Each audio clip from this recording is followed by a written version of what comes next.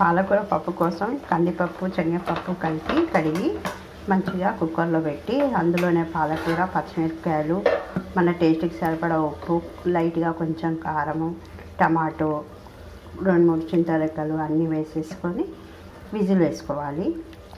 ఒక 4-5 విజిల్స్ తర్వాత తీసి ఇలా మంచిగా రుబ్బేసుకొని పోపు చేసుకోవాలి. వేడి వేడి పాలకూర పప్పు రెడీ అయిపోతుంది. అన్నంలోకైనా చపాతీలోకైనా చాలా బాగుంటుంది.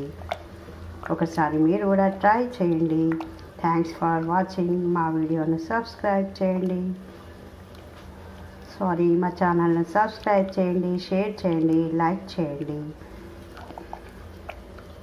టేస్టీ టేస్టీ పాలకూర పప్పు రెడీ.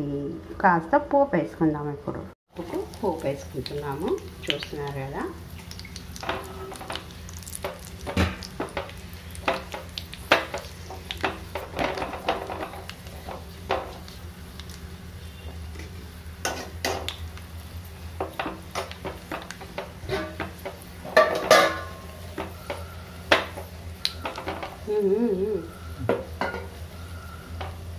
जब చేశాను అంటే వస్తూ మనకి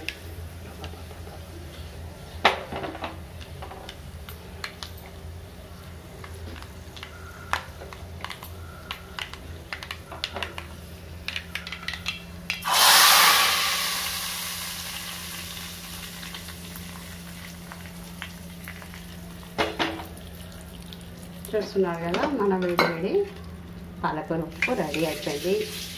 అన్నంలోకైనా చపాతీలోకైనా చాలా టేస్టీగా ఉంటుంది.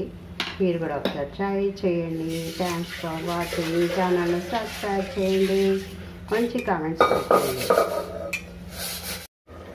పాలకూర పప్పు వెంబడి మిరపకాయలు పెట్టుకొని తింటే ఇంకా సూపర్గా ఉంటుంది, చాలా టేస్టీగా ఉంటుంది.